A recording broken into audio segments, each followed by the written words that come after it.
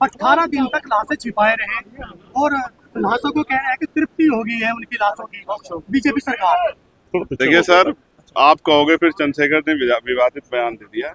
सच को आंच नहीं होती। मैंने बहुत दिन पहले कहा था कि ये जिस तरह आस्था का इवेंट बनाया जा रहा है, इसका खामियाजा भुगतना पड़ेगा। लेकिन भुगतना किसको पड़ा? जनता को।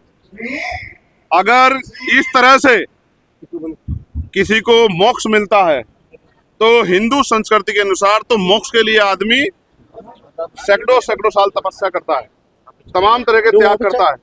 तो फिर जो औरों को मोक्ष देने की बात करते हैं, पहले उनको ही मोक्ष ले लेना चाहिए। जिन्होंने ये घटिया टिप्पणी की, वो सरकार हो या कोई धर्माचार्य हो, मैं ऐसे लोगों को बहुत जिम्मेदार से कहता हूं कि देश को भी आपकी जरूरत नहीं, आपको भी। और ये जनता, जिस जनता को आपने ये दर्द दिया है मुख्यमंत्री जी, ये जनता आपको भी बहुत जल्द मोक्ष देगी उत्तर प्रदेश से निकाल के। मेरी बात को आप याद, आप ये समझिए, किसी ने अपना बेटा खो दिया, किसी ने अपना पति खो दिया, किसी ने अपना भाई खो दिया, किसी ने अपनी बच्ची खो दी, किसी ने अपनी बहन खो दी। एक सुई नहीं बर्दाश्त कर सकता आदमी। और आप फोटो नहीं देख पाओगे मेरे फोन में, गोरखपुर के लोग, क्योंकि मैं वहां चुनाव लड़ के आया था, वहां के लोगों ने भेजे मुझे, आप फोटो नहीं देख पाओगे। यहाँ से नीचे का शरीर नहीं है, इस तरह चिकले गए हैं और जानवरों की तरह उठा के फेंक दिए गए।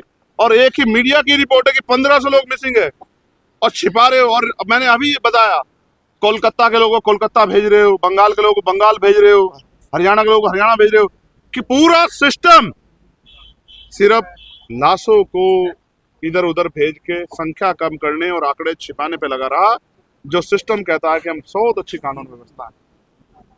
मैं बड़े दुख तकलीफ के साथ उन परिवारों के प्रति संवेदना प्रकट करता हूं और कुदरत से प्रार्थना करता हूं कि उनको दुख सहने की शक्ति दें। इसका दुख के समय में मैं उनके लिए, क्योंकि मैं उस शक्ति में नहीं, वरना तो उनको न्याय दिलाने के लिए जो भी इसमें आरोपी है, जिनकी लापरवाही से, उन पर भी कार्रवाई करता और कम से कम 1-1 करोड़ रुपए का मुआवजा उन परिवारों को देता जिन परिवार ने अपने लोग को। 3000 लोग अपनी लाशें ढूंढ रहे हैं। इनका आंकड़ा है कि सिर्फ 30-40 मौतें हुई हैं। सर, इनका बस चलेगा तो ये कफन छिपा लेंगे। आप देख तो लो, सत्ता में बीजेपी के लोग हैं, मुख्यमंत्री कुर्सी बचाने के लिए एडी चोटी का जोर लगा रहे हैं और कोशिश कर रहे हैं कि धर्माचार्य उनके पक्ष में बयान दे। और कुछ धर्माचार्य सीमाओं को लांग के कर भी रहे हैं, लेकिन अच्छे धर्माचार्य भी हैं जो स्पष्ट सवाल खड़ा कर रहे हैं। जिस तरीके से पापियों के बारे में बताया कि पापी जाते हैं, तो विपक्ष आधे से ज्यादा गया वहाँ पे, तो क्या मानते हैं कि विपक्ष में भी पापी के जैसे मीडिया के लोगों ने चलाया?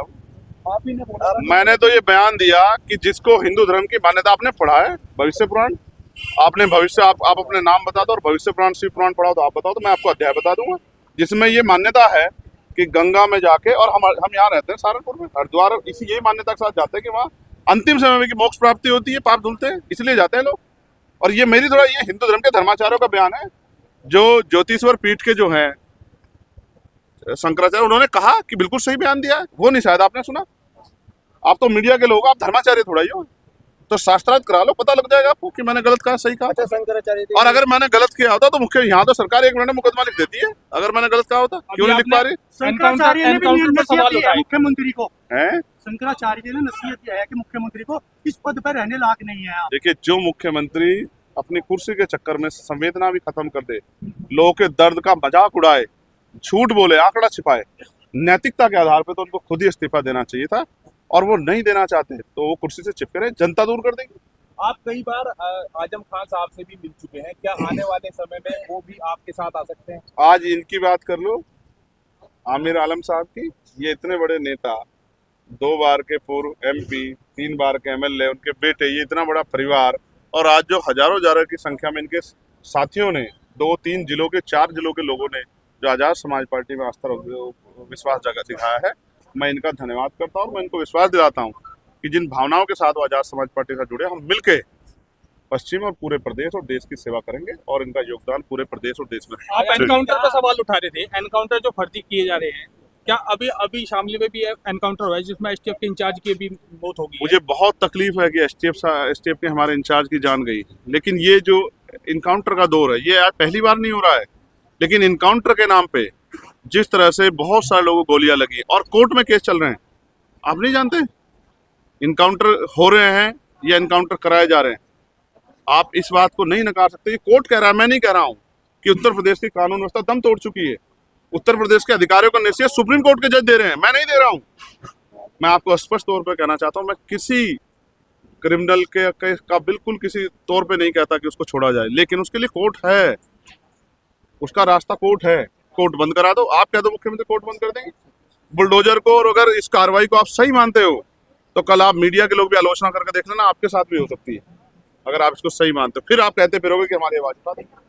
तो मैं तो वो बता रहा हूँ, आपने नहीं देखा TV9 के पत्रकार के साथ क्या हुआ, आपने नहीं देखा किस तरह से उसको बाहर निकाला गया, किस तरह उसको धक्के मारे गई। आप मीडिया के साथी बताओ, हाथरस में कैसे मीडिया को रोका गया था, इसको लोकतंत्र मानते हो आप? मैं फिर कह रहा हूँ, अन्याय करने वाले से अन्याय सहने वाला दोषी होता है। हम आवाज उठा रहे हैं और आपको भी अन्याय के खिलाफ मुखर होकर आवाज उठानी चाहिए। आज कोई पत्रकार बताओ जो नहीं बोल रहा हो, हर पत्रकार ने मुख्यमंत्री से सवाल कहा कि आपने आंकड़े छिपाए। ऐसे मुख्यमंत्री को आप अच्छा मुख्यमंत्री मानते हो? आप बताओ, आपके परिवार से शायद के आसपास रिश्तेदारी से भी कोई शायद पीड़ित नहीं हुआ है, वरना आपको एहसास होता कि जिन्होंने अपने खोए हैं उनके आंसू नहीं सूखे हैं। और मुख्यमंत्री जी कोरी राजनीति कर रहे हैं, सिर्फ आंकड़े छिपाने पे लगे। क्या 2027 में भाजपा को हराने के लिए चंद्रशेखर आजाद जी आजाद समाज पार्टी का गठबंधन बसपा या समाजवादी पार्टी से होगा? आजाद समाज पार्टी गठबंधन जनता से होगा। हम लोकसभा में 2 सीट लड़े उत्तर प्रदेश में। आप उत्तर प्रदेश की जमीन की गर्मी को नहीं देख रहे हैं, उत्तर प्रदेश के लोगों की चिंताओं को नहीं देख रहे हैं। हम 2 सीट लड़े, एक जीते और दूसरी सीट पे 80,000 से ज्यादा वोट प्राप्त किए, जबकि वो वहां बॉर्डर पे है। आप ही मीडिया के साथी कहते हो कि पश्चिम की पार्टी, पश्चिम की, हमने वो नेपाल बॉर्डर पे लड़ा, डुमरियागंज, चेक करा लेना। राष्ट्रीय पार्टी को 30,000 वोट मिले। हमें जनता से गठबंधन करना है और हम मेहनत करेंगे। इसी जनता ने हमें नगीना जिता, और यही जनता, और मीरापुर में हमारे साथी अगर मेरी बात के साथ खड़े हो जाते तो मीरापुर में भी आजाद समाज पार्टी का प्रत्याशी जीतता। जिन लोगों ने दूसरी पार्टी को वोट दिया और वो आजाद समाज पार्टी वोट देते तो 10,000 की मात्रा से आजाद समाज पार्टी का प्रत्याशी संख्या से जीत के जाते। एक सवाल उन्हें हरिद्वार के रूप में विधायक और पूर्व विधायक के बीच जो विवाद चल रहा है, आपकी जानकारी में होगा, उस पर आपकी क्या टिप्पणी है? गोलियां चलाई गई सरेआम, गालियां खूब। मैं लोकतंत्र में इस तरह की भाषा को अच्छा नहीं मानता।